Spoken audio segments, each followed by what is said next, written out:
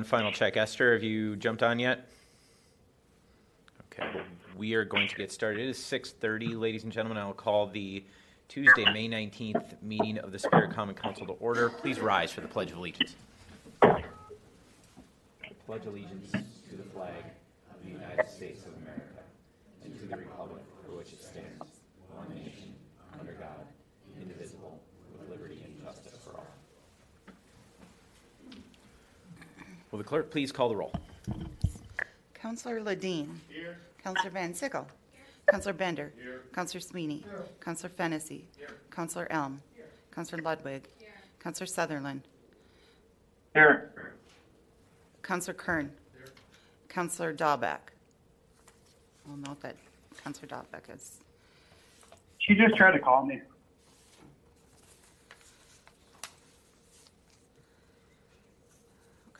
The first item of business is item number 4, approval of the minutes of the May 5th meeting. So moved. Second.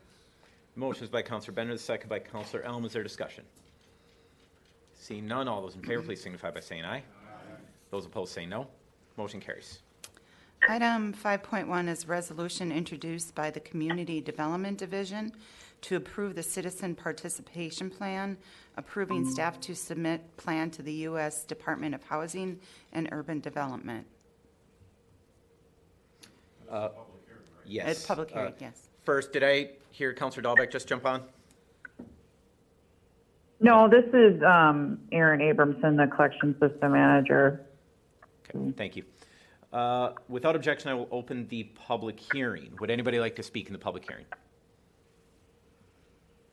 Would anybody like to speak in the public hearing? Would anybody like to speak in the public hearing? Seeing nobody, I will entertain a motion to close the public hearing and approve the resolution. So moved. Second. Motion is by Councillor Bender, the second by Councillor Fennessy. Is there discussion? Seeing none, all those in favor, please signify by saying aye. Aye. Those opposed say no. Motion carries. Item 5.2 is a public hearing regarding a resolution introduced by the Community Development Division to amend and approve the 2019 Community Development Block Grant Action Plan, authorizing staff to submit plan to U.S. Department of Housing and Urban Development. Without objection, I will open the public hearing. Councilors, I would point out we have Millie Roundsville here with us in the audience if you have any questions about this action plan. Are there any questions, or would anybody like to speak in the public hearing? Would anybody like to speak in the public hearing? Would anybody like to speak in the public hearing? And I will entertain a motion to close the public hearing and approve the resolution. The motion is by Councillor Bender, the second by Councillor Elm. Is there discussion? Seeing none, all those in favor, please signify by saying aye. Aye. Those opposed say no. Motion carries. You just let the record reflect I abstained. Yes, Thank you. I forgot to mention that Councillor Van Sickle was abstaining from that. I'm sorry. Item 6 is the consent agenda. Motion approved. Motion is by Councillor Bender, the second by Councillor Ludwig. Is there discussion? Seeing none, all those in favor, please signify by saying aye. Aye. Those opposed say no. Motion carries. Item 7 are the standing committee recommendations. 7.1, it was actually supposed to, I grabbed the wrong recommendation from the minutes. It was supposed to be the Tyler Tech building inspection software that was referred to this, not the passport service citation processing services. And I spoke with Director Janigo, and we're going to just bring that back to the next meeting. Okay. So no action. No action, no. Item 7.2 is the Human Resources Committee of April 20th. Motion is by Councillor Ludwig, the second by Councillor Bender. If we're open this for discussion, councillors, I was the one that introduced this to the HRC, and I just have a couple of remarks explaining it. So if you'll entertain me, I will keep this as brief as I can, but it's got some history to it. First, I'd just like to start by clarifying what we mean when we say public works, because it's going to be important in this discussion. The definition of public works is broad, but it's clear. Merriam-Webster describes it as simply works constructed for public use or enjoyment, especially when financed or owned by the government. Too often, when we speak of our public works department, we tend to mean streets. but we need to be clear that it's much larger than that. Public Works is streets, but it's also our public utilities, the landfill, all of our signage, the airport, and building inspection. Until 2014, that work also included our parks, beaches, forest, trails, and buildings and grounds. Public Works, therefore, is not one thing. It's the construction, maintenance, and management of all public spaces and property. When we look at it this way, it seems strange that our Parks Department stands separate from the Public Works Department, particularly when other, much larger and more costly forms of public works, such as ESD and streets, are still managed by Public Works Administration. Over the last 3 years, I've tried to learn why the mayor and council chose to separate these departments. The best I've been able to discover was that the mayor at the time wanted to promote his Parks and Recreation director in appreciation for her excellent performance in that role. He also wanted to assign her some of the duties traditionally belonging to the mayor, such as representing the city at public events. So they changed her title, increased her pay, and altered her job description to report to the mayor rather than the Public Works Director. I have never been able to find any plan or even a goal of increasing the efficiency or improving the performance of either department as a result of that change. In fact, it doesn't appear that the city even considered the functions of the departments or how they work together and simply made the change to further describe the duties of the position and awarded a higher salary. Since that time, we've taken some steps to formalize the separation of the departments, but we've never evaluated whether the change has been successful. It hasn't. Our Public Works Department has always been designed to act as a single team composed of those departments that manage public property. For the most part, it still does that, and I think most of us would agree that it does it pretty well. But we've separated one of the larger aspects of Public Works and manage it separately without any of the overarching administrative support of the main department. The divisions of Public Works have overlapping missions, and our department was designed for them to work together. When building inspection executes a raise order, Streets does the work. ESD assists with utilities during street projects. This all happens without complication because they are all part of the same department. But Parks also relies on Streets for park paving and other infrastructure. Streets frequently requires assistance from Parks and their equipment operators. When one of these departments needs help from the other, they can ask the other director, who can refuse. Then it has to go to the mayor, while the project or urgent task goes understaffed until the mayor can collect information and make a decision. It adds an extra step that no other Public Works division has to take. The mayor directly supervises more than twice the employees of the Public Works Director. This is in addition to all of the mayor's public and political duties. The mayor's office contains only one staff person to support this work. Moving the Parks Director under the mayor dramatically decreased oversight and administrative support for that department. So last year, we hired RW Management for the specific purpose of reviewing our operational and organizational structures. When they looked at the relationship between our Parks Department and the Public Works Department, they found a lack of cooperation between them and made that one of their official findings that needed correction. It is important to note that they did not find a lack of cooperation among any of the departments within Public Works. The Public Works administrative leadership, Todd and Chris, are good at their job.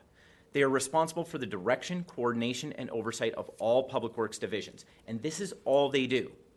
Their job is to make sure very different yet overlapping organizations and systems within Public Works work together effectively and efficiently.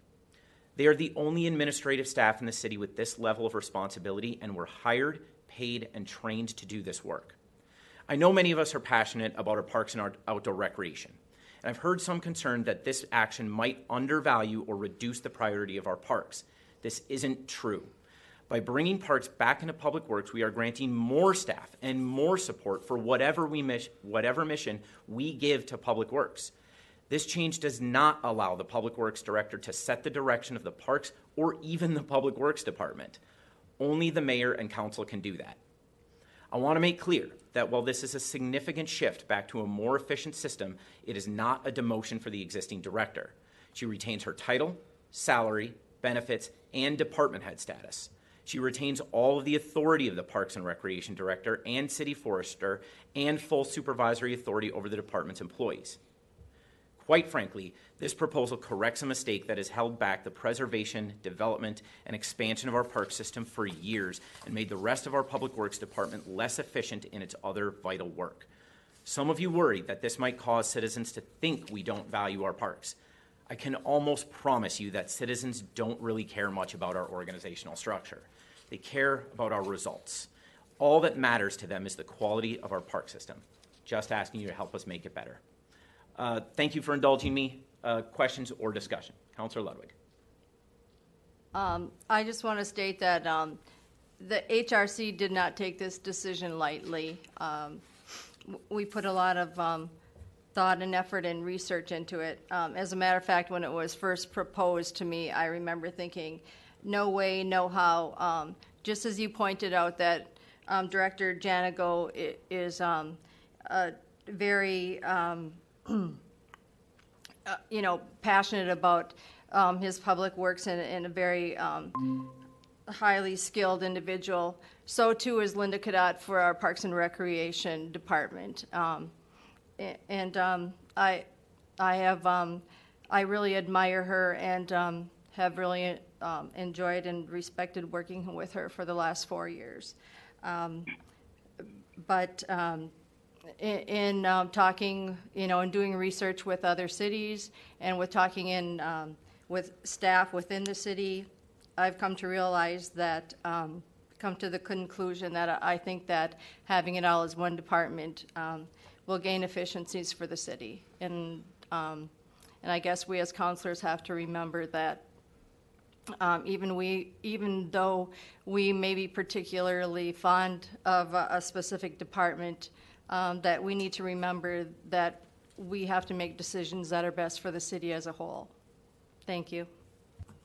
Further discussion? Councilor Fennessy.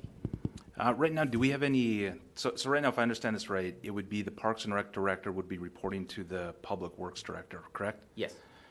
Right now in the city, do we have a department head reporting to another department head? It depends what you call a department head. The division directors, of course, within Public Works, all report to the Public Works Director, but within, and we drift that definition quite a bit. For years, though, the IT Director did report to the Finance Director. HRC did recently change that, though. So no, is that? Yes, no. Okay, we don't have a department head reporting to another department head. Not somebody with that official title, no. Okay. And do we have any department heads in the city not reporting to the mayor?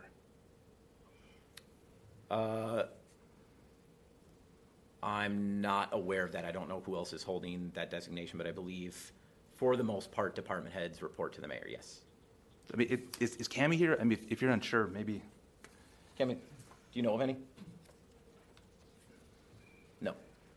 Okay, so we don't have any department heads that report to another department head. We don't have any department heads that report to anyone other than the mayor. So, in the problem that we're solving by this is cohesiveness. Is that what I'm? Yes, and teamwork, yes.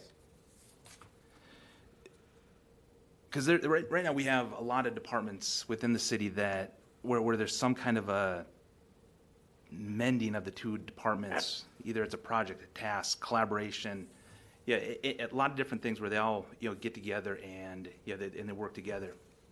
And of course, in some of those you have department heads that are protective of their staff, that might not think that they have the ability to lend their staff to a different department, because we as a council, we set forth a mission for each department based on how we fund it, based on how we the different initiatives that we add on their plate.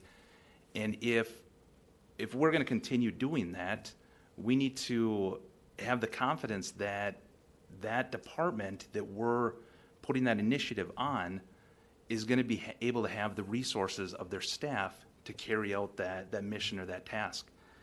If the problem here is cohesiveness, you don't solve that problem by changing the hierarchy. You solve that problem by leadership. If you've got two different departments that are tasked with a project and they need to borrow employees, and the one department says, no, I can't borrow my employees because we've got this other project, you don't just change the hierarchy just to hope that problem goes away. You solve that problem by leadership, and that's where the mayor's office would step in to look at the situation from a much broader level and say, no, this is more important. We're gonna shift this over. But if we make this shift now, this gives the ability for Public Works to pull Parks and Rec staff whenever they need. And I'm trying to look at this without Director Janigo and without Director Kadat, and in that I'm trying to look at this from a long-lasting, change, whatever change we make. So, might it work well? I don't know, but I don't see how this solves it, because now if you have that problem where the cohesiveness might not be working, instead of the mayor saying, no, this is a much bigger project and we're going to devote the staff here, you have another department head telling a department head, we're going to pull your staff today, tomorrow, the next day. And so I don't see how this solves the cohesiveness problem. I think, if anything, this perpetuates that problem, because now instead of having somebody who's, like yourself from the mayor's office, looking at this from a much broader perspective than just the Public Works Department or just the Parks and Rec, you have a Public Works director looking at it through the lens of Public Works. I mean, and you can say that they're all in the same, but the reality is they're not. We're not the same as other municipalities around the country. We've got more parks per capita than maybe any other city in Wisconsin. We've got the largest municipal forest. We've got a lot more. So to say that it works well in some other cities, it isn't an accurate representation, because we have a robust parks department that does much more than any other parks department our size. There's no other city our size that's putting on events and doing the things that we ask our Parks and Rec department to do. So the problem that you're trying to create, or the problem that you're trying to solve, it's not a balanced approach to solving that problem. We'll just throw it in here and hope that it works itself out. And meanwhile, you can say it's not a demotion, but when you look at the hierarchy chart, it certainly looks like a demotion, because the Parks and Rec director goes from 1 below the mayor to now 2 below the mayor. So if that's not a demotion, what do you call it? Well, where the position's title or salary or benefits are not being reduced, I don't call it a demotion. I would just correct that it is not made more efficient by allowing the mayor to provide that oversight, because, again, the mayor supervises twice as many people as the Public Works director, in addition to many other non-administrative duties. And so, as I pointed out, you should also take out the specific mayor from the equation. If the mayor isn't around as much, it can be days before a Parks and Rec director can even meet with a mayor or a Public Works director. And the problem that you're describing, that the mayor could provide that oversight or that the Public Works director somehow wouldn't be able to, Public Works director is already doing that. The Streets Department is among the most complicated in the state. Our environmental services, there are very few cities that have to protect a Great Lake and have the stringent standards that the DNR imposes on us. And so there's already incredibly complicated work that is happening within the Public Works Department. And I agree with you that that we have one of the most complex, vibrant parks and unique park systems in the state of Wisconsin with the forest. But that system was built under an organizational structure where parks was part of Public Works. All I'm asking is that we go back to the system that built the most and maintained for decades the most unique park and forest and shoreline system in the state of Wisconsin. But even when you look at it, where it was when this change was made, we're much more robust than we were then. And we're putting much more money into our park system than we did then. Substantially more than how much we were putting into it. I don't know when this changed, 6-7 years ago? Changed in 2014, and the budgets are pretty comparable to 2014. There's not been a significant increase. From the CIP? There's been a significant increase across the board in the CIP. We've invested in everything more. But in terms of the operations, which is what we're talking about here, it's been about the same. Right, but with more money going into Parks and Rec, you're going to have more projects that Parks and Rec is taking on. Yes, and so I'm asking to give it more administrative and operational support. I agree. So the other thing that confused me is in what you said is that the Parks and Rec Department will retain full authority of their staff Yes. until Public Works needs them. That is true of all of the division managers as well. They supervise their staff and they carry out that mission. And I heard you say too that the Public Works Director could take the staff several days in a row. Well, that might be technically true. That's already true in the other Public Works divisions, as that would be necessary. But the Public Works Director still has to carry out all of those missions and is accountable to the mayor and the council for carrying that out. So if you're seeing a potential problem, all I'm asking you to do is look at the way it existed before, where it worked, and look at the way it's existing now for those other divisions under the same organizational structure. It's working for them as well. But I guess I just don't see where I mean, we can go round and round, and I won't do that, but everything that comes to this body is a problem that we're tasked with solving. The problem here is not solved by just hierarchy. The problem here is solved by leadership and directing the department heads, not by eliminating a department head and just we don't have to worry about that one anymore. That's not how we solve a problem. If the problem is we're not cohesive enough in the human resources meeting, they also said that it's for emergencies. It's also for the shared admin staff. That is shared between the two departments. Those problems don't get solved by hierarchy change and by hierarchy demotion. Those problems are solved by leadership of the individual department heads and the leadership of the administration. So I think I don't see how this is a step in the right direction. Councilor Van Sickle. Thank you, Chair.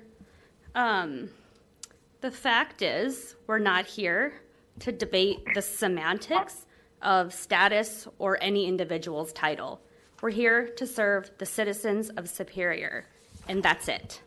Now, 3 sitting city councilors, who I consider all leaders, passed this unanimously a month ago at HRC. It was fully agendized and debated twice in HRC. The record reflects who attended and who didn't. And I think my biggest concern is that without better collaboration, it's certainly not just cohesiveness. There's a lot of work that has to move in the same direction. And my concern is that without this collaboration of the staff and the equipment, it's really just the public that suffers. And these 2 entities are not meant to be separate, and they need to be moving together in the same direction. For example, on January 23rd of this year, the Parks Director recommended operating just 4 ice rinks out of 7, and at the time, only 5 of the 7 were operational and open. We closed a rink in North End, and we've had various discussions over and over about closing this park or that playground. And I think to the citizens of Superior, the parks are too important, and we've heard for years now a narrative about not having enough support, and this accomplishes that very clear ask. And we need to send clear to the citizens that our outdoor assets are important, and it's our duty, our elected duty, to serve the citizens first. Thank you. For the Councilor Sweeney. I also serve on the Human Resource Committee, and we have vetted this, and I thought vetted it well. From an operational standpoint, Brett alludes to taking employees from the park area and putting them into Public Works. That can work the other way also. We can take employees from Public Works, if you would, have them work in the Parks Department for a while. So it isn't all one-sided. Words don't mean a lot to me, but they may do some people. But if we're worried about the titles, that can be easily changed, okay? I'm not suggesting we do that, but I think we were a little hung up on words. Words are, some people are very affected by them. Some people are very affected by titles. Others are more affected by the bottom line, their salary. So that doesn't play a big world with me. But operationally effectiveness will build cohesiveness. It isn't the other way around. And I believe this was the best decision. We vetted it, we worked hard, we went back and forth, and so we came to this decision. I believe it was 3-0, so I think it stands. I agree with you, Jack. Mayor Payne, may I? Sorry, Counselor Dalbeck, did you have anything else to say? No, I just agree with Jack. I think this time we do this, it was done before, and I don't know when it changed, but it's time to go back. Thank you. Thank you. Just a moment, Counselor Sullivan. Counselor Kern. So I echo quite a few of the concerns, I guess, on just more of the protocol aspect. I mean, any one of us counselors up here got on the council at some point and worked with usually someone in the Parks and Rec department to get something done in their area. They've worked with Public Works to get something done in their area. I understand what we're trying to accomplish. I guess my first question is, didn't we do this under the current status of what we have basically this winter? And I believe Councilor Van Sickle kind of alluded to that in some sort, as we've moved people around without having position changes or title changes, or I mean, we're getting emails every day during a snowstorm saying Public Works is out clearing sidewalks and... Oh, yes. Are you asking, does this happen now? Yes, currently. Yes, it does happen sometimes. Sometimes it doesn't. And so for the most part, we did it mainly because of the snowstorm this year, and we had decent results with what happened under the current program that we have. Did we not?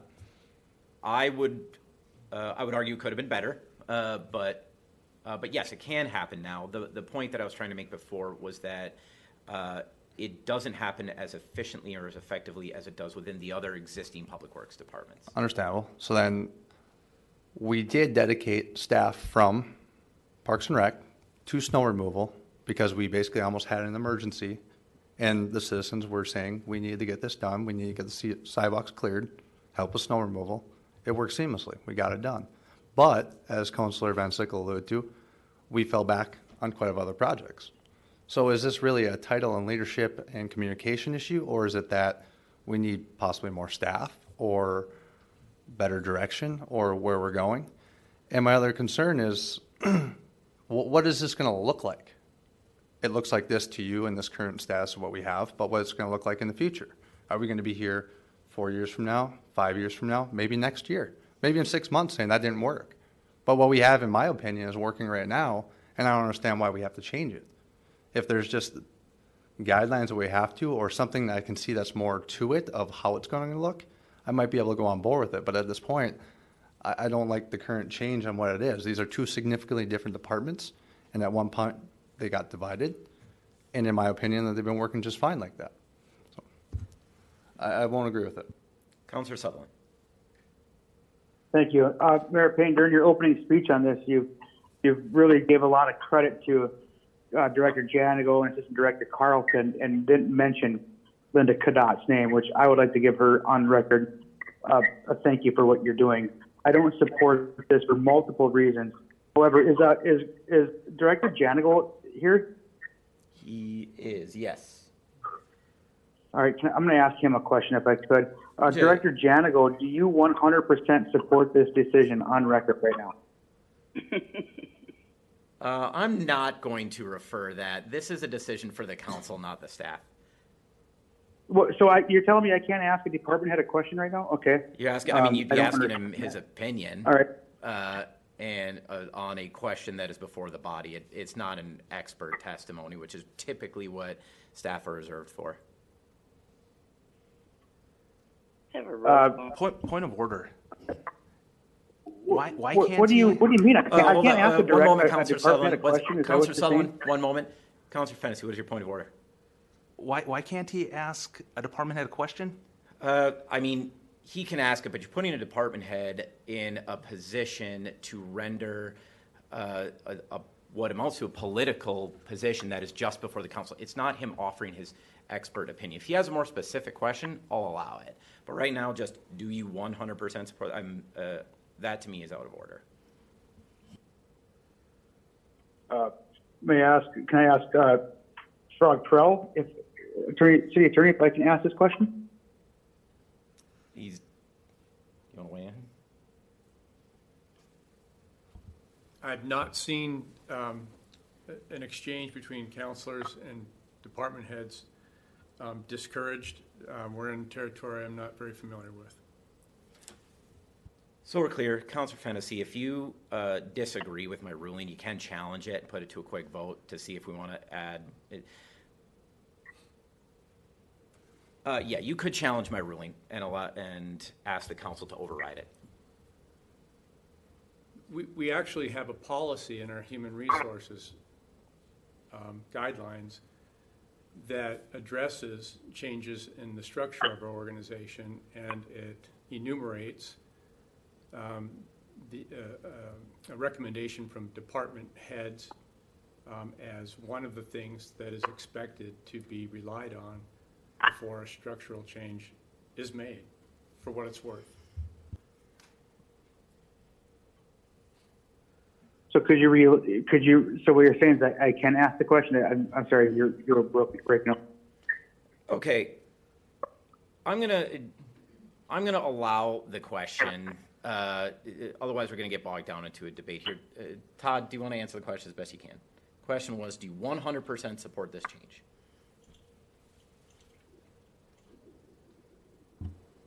100%?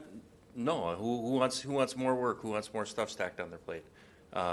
I do know what things were like in the Public Works Department when I was the street superintendent about 10 years ago, how we work things in the mornings and stuff, and things seem to work out very well. They don't seem to be working quite that way right now, though. So, for what it's worth. Thank you. So, under this, you're saying that Director Kadott, her pay would remain the same, correct? Yes. And then if this is approved and she slides her position under Director Janigo, will his pay go up in the future because of this? No, and I actually asked that myself, and I'm going to ask Cammie to confirm this, but my understanding is the Public Works Director's grade was not reduced when the positions were separated. So my understanding he's being paid right now to supervise the Parks Director. She just said that's correct, Councilor Sutherland. All right, so, okay. So I just heard Director Janigo say he doesn't really 100% support this. My fear about this is the more work we're going to put under a department, the more stress, the less oversight you're going to have on each employee in your department. That department can miss a lot more. They can miss potholes. They can miss sidewalk panels, which it happens already because it's life. We're human. We make mistakes. My fear is that by doing this, we're going to create more work for a department head. If you give me 20 more employees, but you're not going to pay me more, I'm not going to want that position. I'm not going to give you 110% like I did prior to that. Not speaking for Todd Janigo at all. I'm just saying, if you give anyone extra employees, you're going to have to compensate them. That's like adding extra games onto a football schedule for a professional. They're going to want more money. I'm using that as an analogy because it happens often. So I'm just concerned about sliding more people under a department, and then that department has not compensated enough. They're going to want more money, and which you should. And if someone does eat that money, it should be the person who's taking less work. So that being said, I don't support this. I want everyone to look at this from 10,000 feet, as Director Cirque always says. And what is the real thing we're doing here? What we're doing is we're sliding a department under another department head who is not going to get paid more, and going to be more stress for that department. And I think things are going flawless. As a representative of the 8th District and talking to constituents in my district, no one's ever said, man, I wish Parks had gave more attention. I wish the city gave more attention to the parks in our district because they're doing wonderful. They're doing a wonderful job. And by doing this, it doesn't do anything. Further discussion. Would anybody like a roll call? Mayor? Yeah. I'm sorry, Councilor Fennessy. If I could. Do we have to update, or does the job description for the Public Works Director, does that fit having Parks and Rec in there? Yes, my understanding is it does, yes. Okay, thanks. And I guess the last time we heard from Director Janigo, would it be appropriate if we heard thoughts from really the person this affects the most, and Director Kadott? If you'd like her to weigh in, let Director Janet go in, yeah. Is she even here? Oh.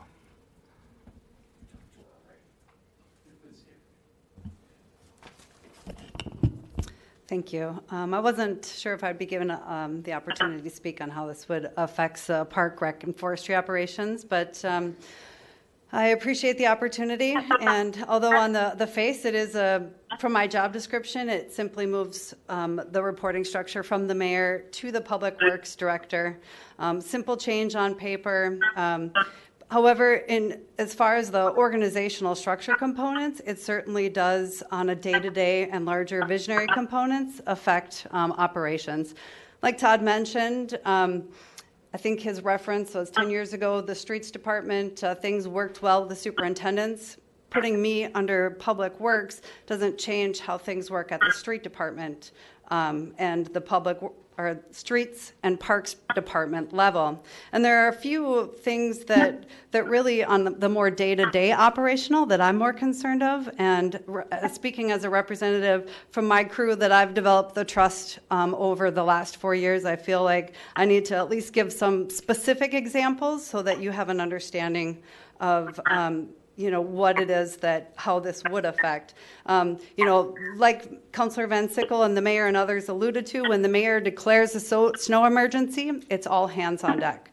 But if parks crew for over 4 weeks some of the staff are helping haul snow, we're not able to open all of the rinks on time. And that was specifically the arrangement that was made with Mayor, Public Works, like, hey, we're not going to be able to get to all the snow removal on the rinks if we're going to be helping Public Works for a month.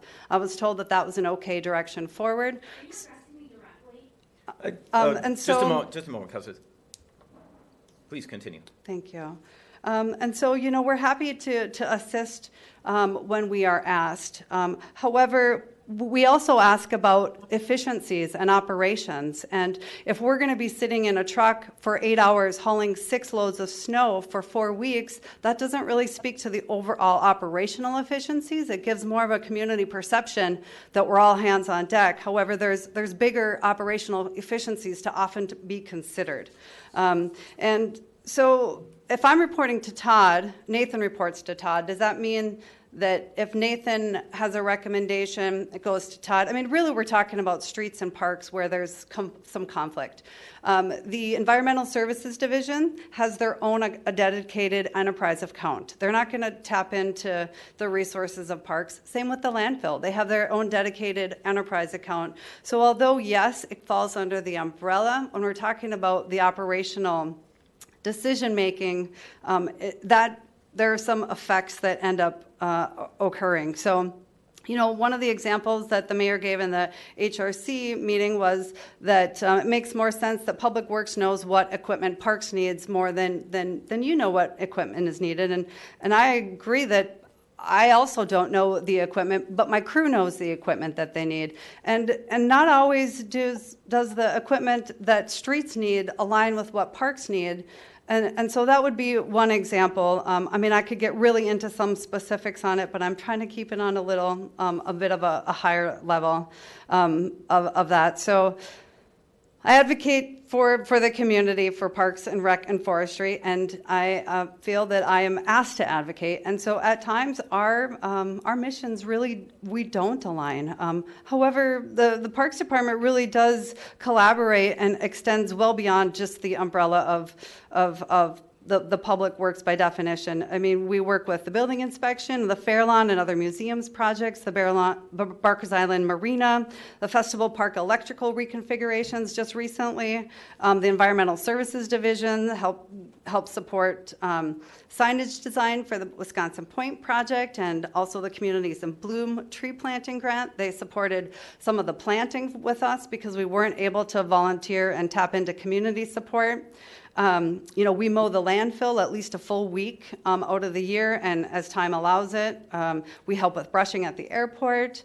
It's a rare day when we don't assist. However, I would say that we also don't ask for the support because oftentimes it is not available. And perhaps this umbrella change would change that, and I would be extremely optimistic that that would be the case.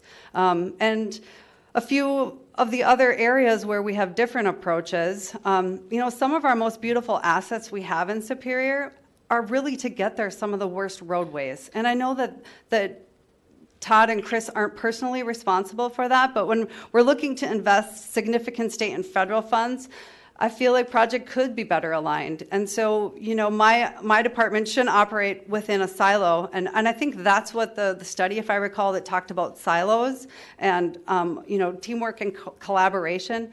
But moving my department under streets, that doesn't address it. It just gives Public Works the authority to override different decisions that we may not be agreeing on and kind of combating on. Another one is the stormwater programs fees being supported for the urban forestry and tree care. As most of you know, I was asked to serve on the Wisconsin State Urban Forestry Council to represent northwestern Wisconsin and Wisconsin municipalities of the medium size. And a lot of the discussions that are happening right now are on how those stormwater fees help support the forestry programs. And so if this is being considered a conflict, it's also being considered me advocating to get more resources and different ways of funding. I haven't gotten more staffing in the department, and we have a small but mighty crew, and we accomplish a whole heck of a lot. And we meet on a monthly basis.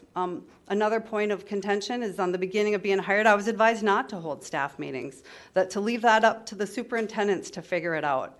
I have a great deal of discussion with the staff, and I feel like I get their input and practices and trends and looking at increasing the overall morale and efficiencies in the department.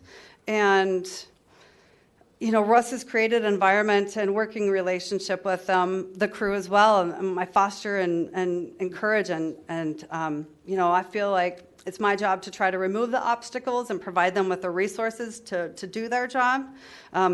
We've moved to a 4-10 schedule for parks. It's less mobilization, less travel to and from sites, allows for maintenance and equipment of a dedicated day. I was told that this would be one of the changes we'll be looking to make because not all of the departments are allowed to do that. Even if some, it would make more sense, it's kind of an all or nothing to a certain degree.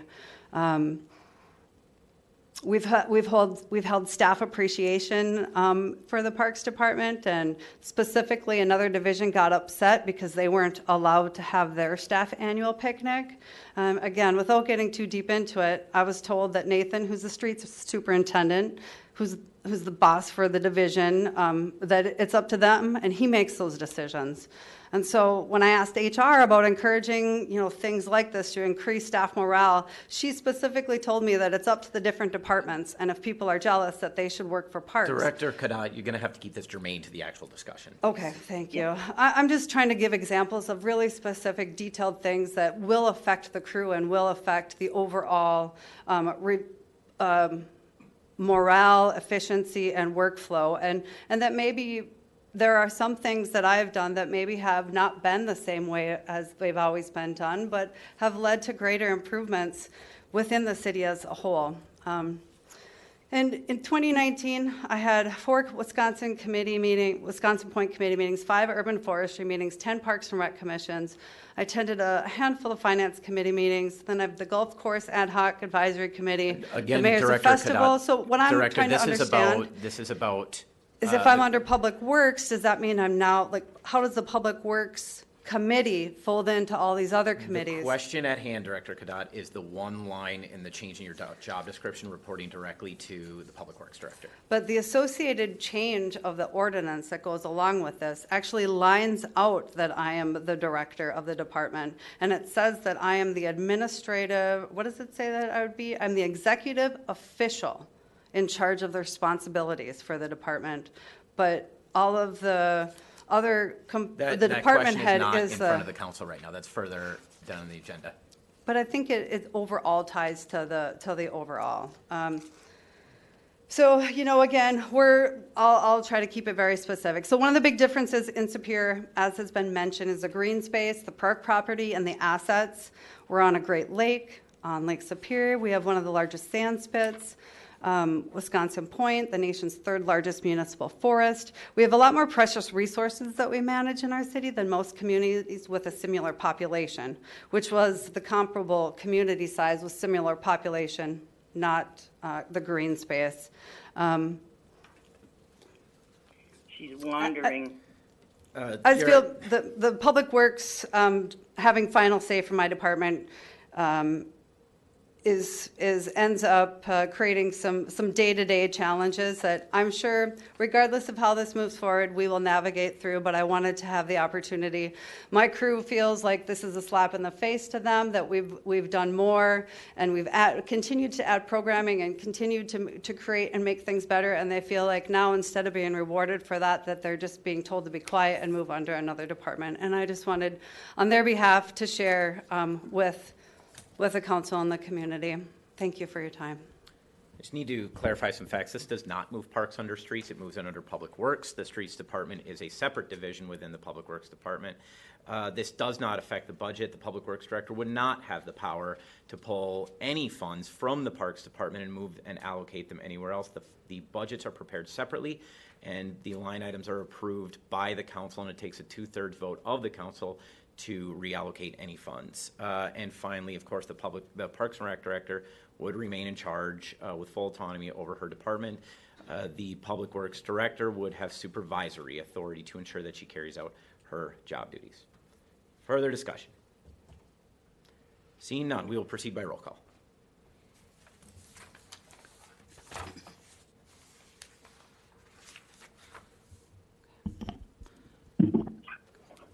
Counselor Bender. Yes, I'm in favor of this? Yes. Yes. Counselor Sweeney. Yes. Counselor Fennessy. No. Counselor Elm. Yes. Counselor Ludwig. Yes. Counselor Sutherland. No. Counselor Kern. No. Counselor Dahlbeck. Yes. Counselor Ledeen. Yes. And Counselor Van Sickle. The motion carries.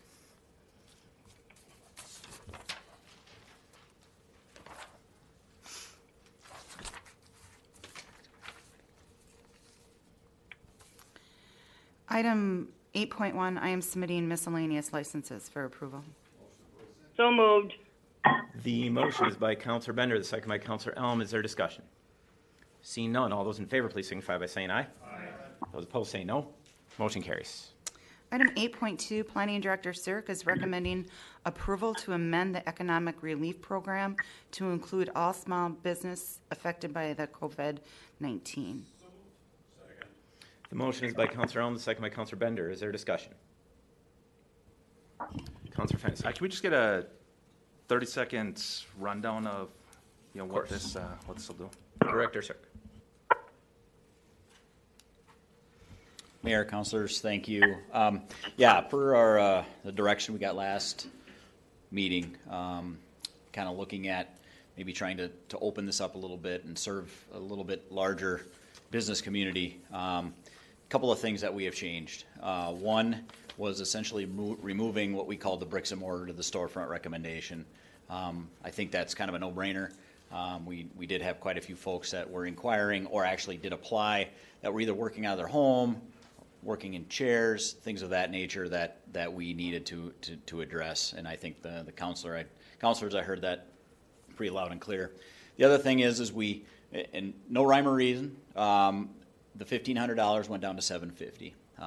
And we were looking at that, one, to make the money go a little bit further, and two, just because of the kind of some of the clientele, maybe there's not as much overhead with some of these folks, and things of that nature, and this money would suffice for that. So those are the two large kind of changes. Of course, I think Allison did a nice job, kind of gave an example of we're keeping the licensing fees in there as a benefit for bars and restaurants. I'm not sure if we're going to get any more of those applications. And essentially, one clarification that we did make is that the business has to be actually located in the city of Superior. And that means within the city limits in our 46 square miles that we do have. So those are some things that we made. So those are the highlights, Councilor Fennessy and councilors. And I guess, Mayor and I put this together, kind of more wanted to put it out there for discussion. If there's some changes, I think that's something that we can certainly look at. Councilor Sweeney. The process is accepting applications. Right now, am I to assume that you have no applications? For the new program? Right. No, we haven't even put out the application Okay. yet, Jack. So we're starting from ground zero. Absolutely. We don't, and I didn't prepare the application. We have it prepared, but in case you change amounts or whatever, we didn't want to put it out yet. No. Okay. So, but the application, when will it be available? Once you approve it, it will be available tomorrow. Okay. Thank you. If you approve it, I should say. If we approve it, right. What's the total dollar amount that's going to be available? Well, we're requesting, that's one big thing I left out, actually. We are requesting that you set aside another $80,000 That's what I thought. from the Economic Development Fund. Thank you. I'm just going to ask a question to clarify, because this caught us up in some of the meetings. What happens to the old program? We are amending the old program, correct? So essentially, we are amending the old program. The $1,500 as of tonight is going to go away. This is going to be the new program.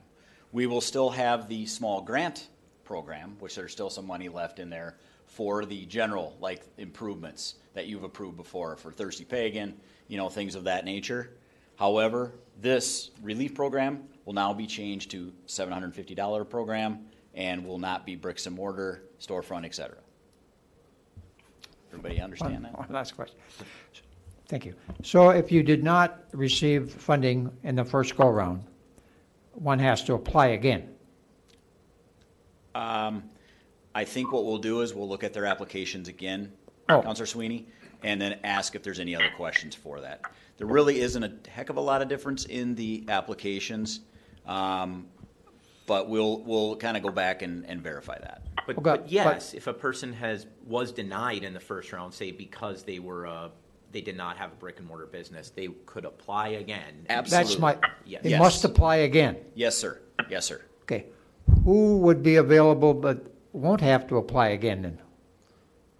Well, you're going to look at what category? Well, like we did get a couple that were salon chairs that did not qualify for the first program. There was a person that was a tattoo artist that did not qualify. The one factor, though, Jack, is they do have to, our Councilor Sweeney, they do have to have a W-9. So they do have to have some form of incorporation to be able to get this money. Okay. All I want to make sure is that people who do not receive funding for whatever reason the first time, okay, and they choose to, must they apply again? Yes, sir. As a general rule? Yes, sir. Okay. Thank you. Further questions or discussion? Mayor Payne, Councilor Sutherland. this is can I direct a question towards Sturk? Please. All right, Jason, if you don't mind me asking, when you say they must provide a W-9, yeah, that answered my main question I had. But does that W-9 or does it have to be incorporated prior to the COVID, to St. Patrick's Day? That's when this all went down. Does that sound? Am I reading into that right, or is that part of the qualifications, or no? I would say it would be. Okay, but if it's not on the application, is there a way we can add that to the application? It will be on the application, absolutely. It's in the requirements. It's in the requirement that they had to be established as a business prior to this, correct? Oh, I see that's what you're saying. We can certainly add that requirement to the application. Yes. I mean, if that makes sense, if we can, I don't have to amend this or at all, but if we can require that they were incorporated prior to the state of emergency, if that's easier, or the city's state of emergency, if that's easier. So Councilor Sutherland, your motion is to amend the program to require that the business was incorporated before March 17th, 2020, correct? Correct. Is there a second to that motion? second by Counselor Elm. Okay, the motion by Counselor Sutherland, second by Counselor Elm to amend. This is on the amendment for the requirement of early incorporation. Counselor Fennessy. What would be the purpose of doing this? Because if they were incorporated, let's say April 1st, they're not going to have a loss. Because isn't this the idea is they have to have a verifiable loss?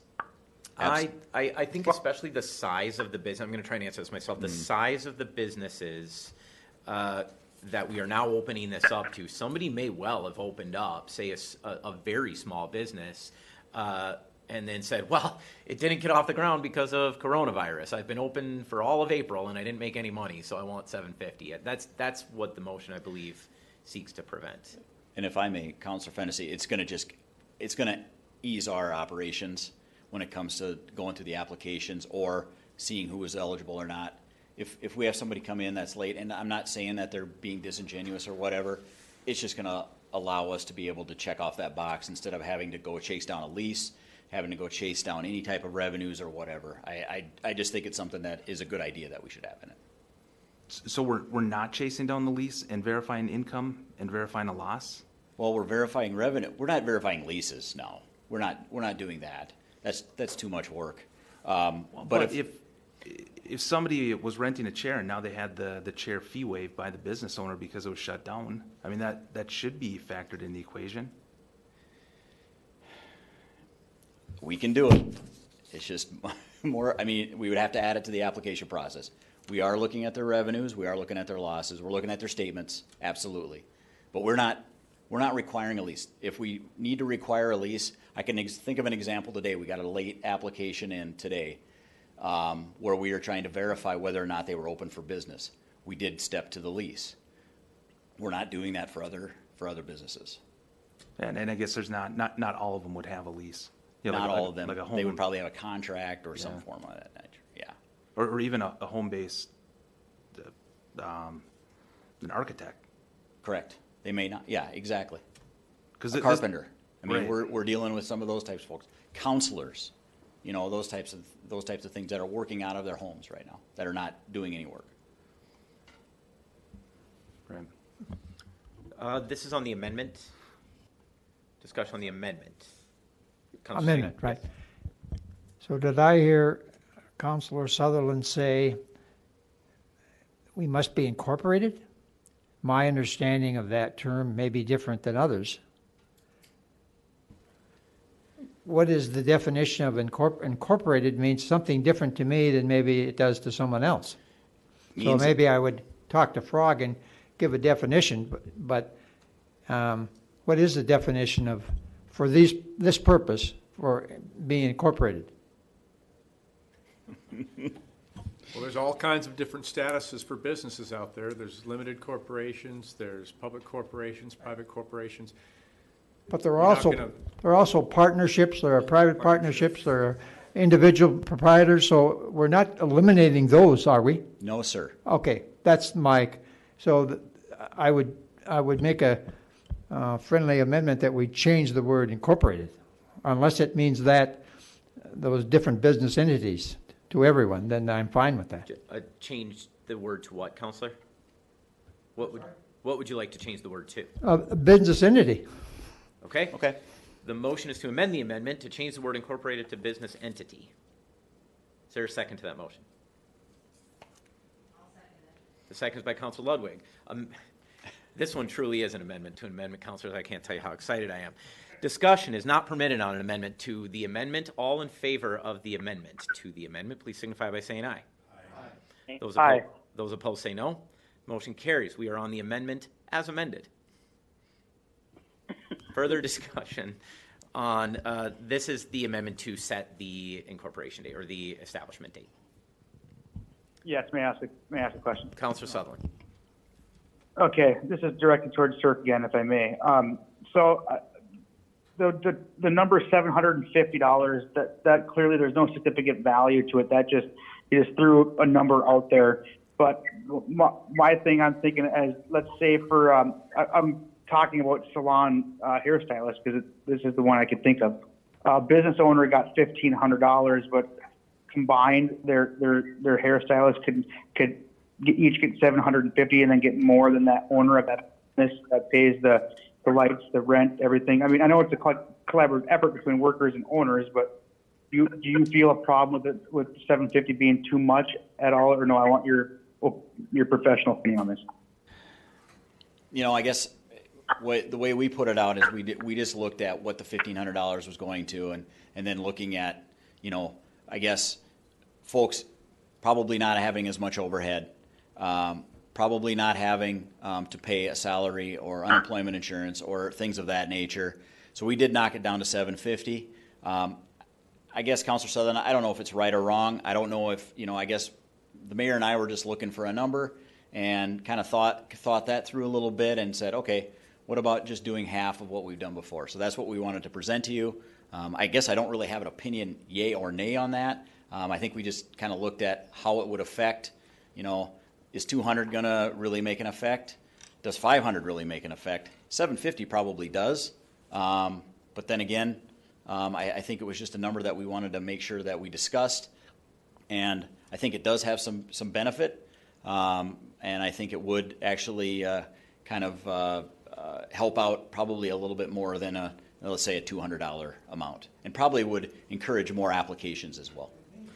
Before we go too far down this road, I just want to resolve anything left about the amendment relating to the date the business established. Does anybody else wish to speak to that? Councilor Van Sickle? I just wanted to clear Director Sirk's conscience. For people that have been out of work for 2 months, $750 is not too much. Thank you. Again, about the date. Councilor Do we have a date? Are we setting a date right now? The- Or the- who is setting a date right now for when they are supposed to? The question before you is to amend the proposal to say that it will only apply or be available to businesses that were created, I forget what was our official word? Business entities established before March 17th. That's March all 17th, we're talking okay. about right now. Okay. Councilor Fennessy? Can you read the motion for me? Because in my mind, striking out the word incorporated and putting business entity. Nope, that's done. That is passed. So then, The motion, Terry, do you have the full motion? To amend the economic relief program to include small businesses affected by COVID-19, and probably it would say all small businesses, business entities established by March 17th, 2019, affected by COVID-19. It just adds the requirement that they are established before March 17th. yeah, in my head that didn't it didn't make sense. But no, that I get that. What motion are we? This is that amendment, and in fact, I'm calling the question. So right now, this is on the amendment to simply establish Councilor Sutherland's motion, which sets which requires that a business be established before March 17th. If you were a business on March 17th, you are eligible. If you were not, you are not eligible for the program. That is what this motion does. Yes, if you are in favor of creating that date. All those in favor of the amendment, please signify by saying aye. Aye. Those opposed say no. Motion carries. Now the main motion, the whole program. Councilor Fennessy. So if we're going to give this to people who started on March 17th, or March 16th, whatever, before that, we're not verifying that they had an actual loss. So anybody who's not brick and mortar, who's a 1099 employee, can come to the city and say, I want $750.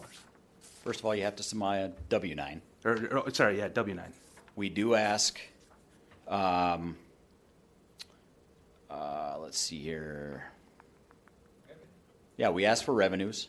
We ask for losses. We ask for statements from 2019 for the same period and 2020 for the same period, and we do a comparative analysis on that.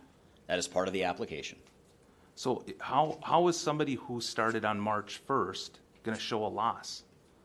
if that's the requirement, if that's the whole goal of this program is to help make these people whole, and we're not going to verify that they had an actual loss, how? We are going to, though, Councilor Fennessy. I see that as a very, very minimal. I shouldn't say a minimal. I don't think that's going to happen. In our first benefit side or relief side, we didn't have any businesses that were in for 5 days at all. Most of them were established businesses that were asking for money. Okay. We did not run into That's that true, issue. yeah. Now, if we do, we're going to have to look at it. Again, myself, the mayor, Allison, we call in Keith if we need to talk a little, or Councilor Kern, if we need to, do any collaboration on these things, just discuss these. But I don't really see that as being an issue. Okay, so this would open it up to like the main ones: hair salons or hairstylists, tattoo artists, realtors, could, insurance agents, could, yes. We also have to look at, remember, if they're essential or not. These are some other things that we look at. We do, if they were deemed essential or non-essential. Now we're in a different realm here, so we will be looking a lot closer at revenues and losses on that. And so we're only giving this to No. Sorry, to essential or non-essential? Yeah. No, we did give some to essential that showed a drastic loss. Okay. Like some restaurants and things of that nature. Yes, Yeah. absolutely. My biggest fear is that there's not a ton of structure to this, and it's really loose. I love the program. I love the small business one that we did. It was I'd consider that a success. I love the idea of this. The problem is a lot of the questions that were thrown out here.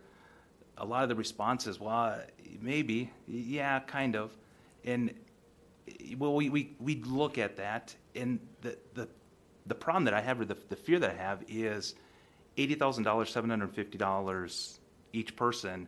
That's 106 people. Mm-hmm. I see us blowing through that pretty quick, but maybe we won't. I also thought that we were going to just blow through the first 80,000. Exactly. And how much is left in there? We have about a balance of about $9,000 left. Okay, and so are we adding an additional 80,000 to this, or are we adding?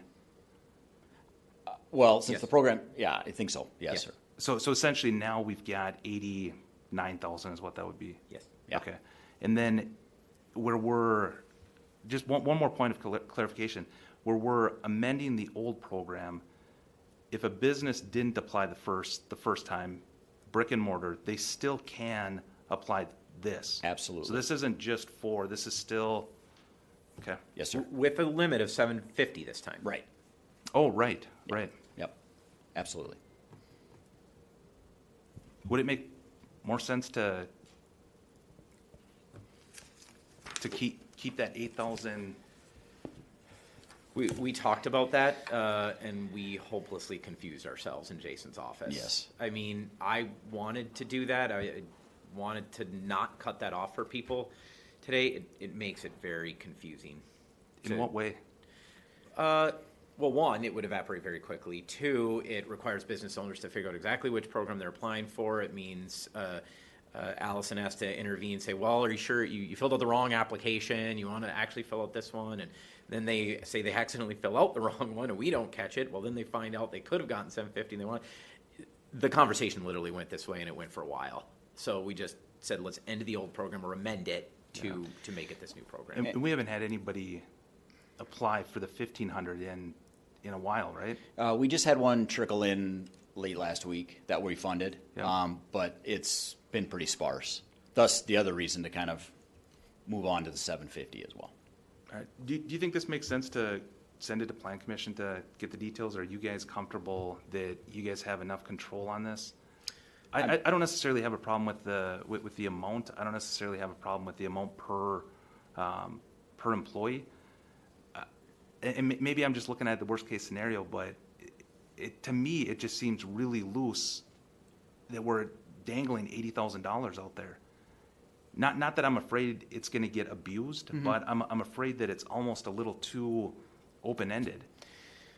Well, I think it's going to work fabulously, quite frankly. I think we've done a very good job of marshaling through, actually being able to, tell people, no, you're not qualified, those types of things. We're looking at this stuff. This is taxpayer money. This is, stuff that you've entrusted ourselves into, and I don't see us having any issues doing this. If we do, then we're gonna, if we have some issues with it that we think people maybe are, and I don't say abuse, but people are, we're looking at it the wrong way, or we need to come back, we stop it. We just say, hey, wait a minute, we got to relook at that and bring it back to you. I mean, I don't have any shame in doing that type of stuff. No, and I will commend you guys on the job that you did. It was I know that was a big task, and you guys, were diligent with that money that was set aside for the brick and mortar. So, absolutely, I want to commend you for that. Thank you, Councilor Sweeney. I think that if there's any fraud potential, there's always potential fraud, but there would be some red flags that would be brightly shining, and so I think that the group that's going to evaluate this should be able to read the red flags pretty easily. For example, they had $100 worth of revenue and established February 13th, and you don't know the address. Well, that would be some red flag. So I'm not worried too worried. Right, and quite frankly, in this first round, we didn't have any red flags. Folks were great about it. They were appreciative. I think it's a great program, and I'm excited to see it continue and bring back the results next time. Councilor Liddy. So I would like to start and say thank you, guys, for the work that you've done. Councilor Fennessy, I've heard from fielded calls from many people out there right now, 1099ers, self-employed, independent contractors who have asked about this program, who have asked for help. And it's a good direction, I would think, to show we are doing something, that we hear these people who have contacted me. I don't know if anyone's contacted anyone else. It shows humanity. I believe Director Sarek has done a great job along with the mayor. I do not believe this money would put us in financial ruin or hardship. This is an attempt to correct an oversight that we had when this program first came out. There was a lot more people hurting than what we had initially thought, and to go along with Councilor Van Sickle's statement, $750 will help these people that I have heard from, that I have talked to, who are struggling. And it is my belief that we owe it to them, these people who have added a lot to our community, whether it is the job they do, the volunteer services that they do for us, to help them in some way, shape, or form. And it is my belief to send this to committee only postpones it. This is something that can be done right now, should be done right now, and I would hope for everyone's support, as I would support this too. Thank you. Further discussion? Seeing none, all those in favor, please signify by saying aye. Aye. Those opposed say no. Motion carries. Item 9.1, the mayor is recommending approval to appoint Lisa Jordan to the Superior Housing Board of Commissioners, David Strum to the Assessment Board of Review, and reappointing Ed Anderson and Dennis Dahlbeck to the Plan Commission. Just to clarify, Ed Anderson would be appointed as citizen representative to the MIC. Oh, to the MIC? Yeah. I'm sorry. What is your pleasure on the appointments? So moved. The motion is by Councilor Fennessy, the second by Councilor Bender. Is there discussion? Seeing none, all those in favor, please signify by saying aye. Aye. Those opposed say no. Motion carries. Thank you, Councilors. 11.1 is a resolution authorizing an agreement designating the Secretary of Transportation as agent relating to the CARES Act grant operations and maintenance agreement costs. Second. Motion is by Councilor Elms, second by Councilor Bender. Is there discussion? Seeing none, all those in favor, please signify by saying aye. Aye. Those opposed say no. Motion carries. 11.2 is a resolution introduced by the Environmental Services Division to set a public hearing on June 16th for the 2040 City of Superior Urbanized Area Sewer Service Plan. Second. The motion is by Councilor Fennessy, the second by Councilor Bender. Is there discussion? Seeing none, all those in favor, please signify by saying aye. Aye. Those opposed say no. Motion carries.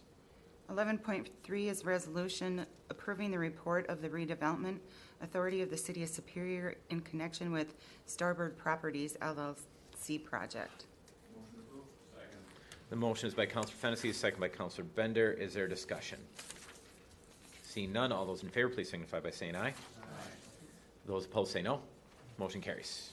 11.4 was the amended agenda. It was a resolution relating to extending a health emergency response to the COVID-19 virus. Motion approved. Motion is by Counselor Dahlbeck, second by Counselor Bender. And I just want to say this out loud again. I've spoken to most of you counselors. This resolution is substantially similar to what you passed a little over 60 days ago.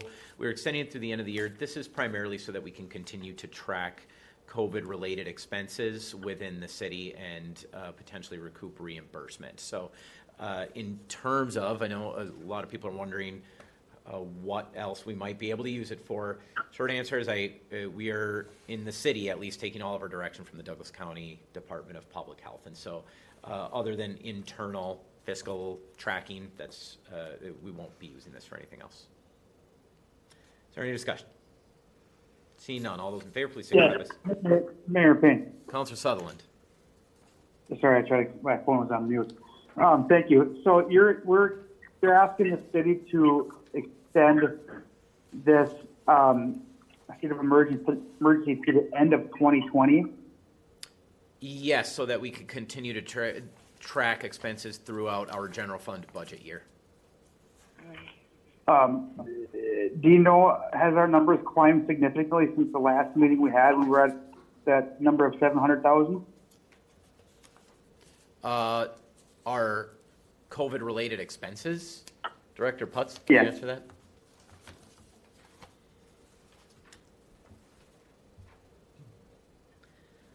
We haven't seen much changes as far as revenues moving or additional expenses. From the time I ran our COVID project code expenses 2 weeks ago, there has been some additional, but it's really slowed down. At the beginning, there was a ton of cleaning supplies being purchased and computers. I think largely a lot of those upfront costs have happened, and I'm sure we'll see them continue to trickle in, but that has slowed down quite a bit. And as far as revenues being affected, we don't have a lot of new information as far as how much or which items will be affected. The list I provided last time is still pretty close. The one exception is that the Sailboats Inc. Rent payment, originally they were talking about doing a note, possibly up to 10 years. And things are looking better than they originally thought. They do want a little bit of extra time. They're currently requesting a 3-month extension. They'll be submitting a written request, and then we'll have a special finance committee meeting, and hopefully we'll have that for the next council meeting. But basically, that's good news for us. That would keep that entire rent payment in the 2020 budget. And so, if anything, as far as revenues go, we have had some good news. The only thing I would add to that. The only thing I would add to that, Councilor Sutherland, is the only real expenses I can foresee. I mean, I'm sure there's going to be a couple of unexpected things, but things are winding down. But we do have 2 more elections, including the big one. And our clerk's budget is, well, it doesn't look like anything close to what we passed last year, and it's going to get much, much worse. The biggest election of the year is in November. And if I could, a lot of the times I've seen when you are looking for grant reimbursement, they require you to have a state of emergency in place in order to qualify for any reimbursement, and so it would be prudent for us to have this in place. So the sole purpose of this is just for monetary value down the line. With everything that we coded, we can use that number to get a reimbursement on this, correct? So the purpose of this is not to be able to, like it says in here, shut down roads or local highways to vehicles or pedestrians. That is not why I'm proposing it. No, I'm proposing it to continue to track financial expenses. I mean, the resolution does still authorize that. So if something happened causing significant risk to the city from COVID-19, yes, this would still allow us to respond to it, but saying the facts on the ground just don't anticipate anything like that right now. And of course, as Yeah, usual, we have council meetings every 2 weeks. I wish the resolution would have stated something that was the reason for this is to the track and code monies that we are losing due to this. And I think that in the resolution it's written that it says including without limitation the power to bar, restrict, and remove all unnecessary traffic, vehicle or pedestrian from the local highways. Does that even need to be in there? Well, that's the statutory authority for the declaration. That's not our language. That's the state statute language, correct?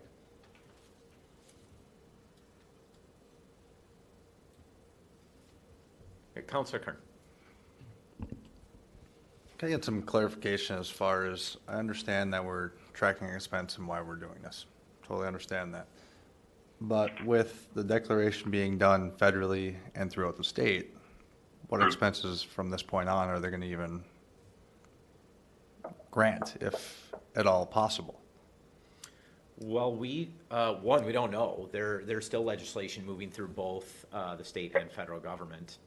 So there's still more to come potentially. So with obviously uncertainty with everything that's going on, day by day, hour by hour, why does it make sense to go a whole entire year? Can we amend this and go a month? We look at it again, another month. Yes. A year to me seems a little excessive. So with that being said, then I'd like to make a motion to proceed with it for at least 1 month and then reevaluate it. I'll second that. Just a moment.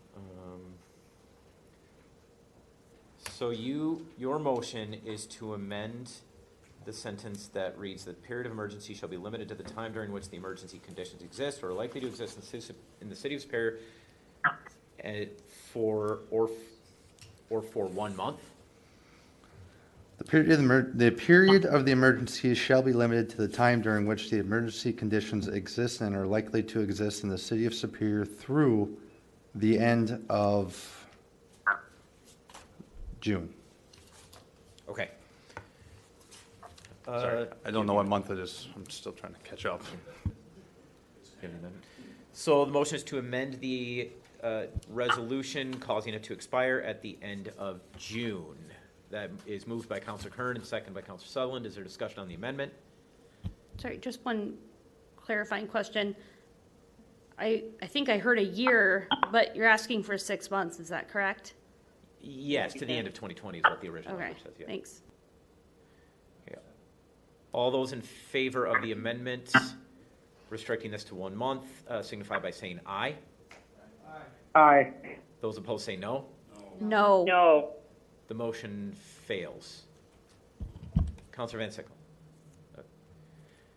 Further discussion? Seeing none, all those in favor of the motion, please signify by saying aye. Aye. Those opposed say no. No. The motion carries.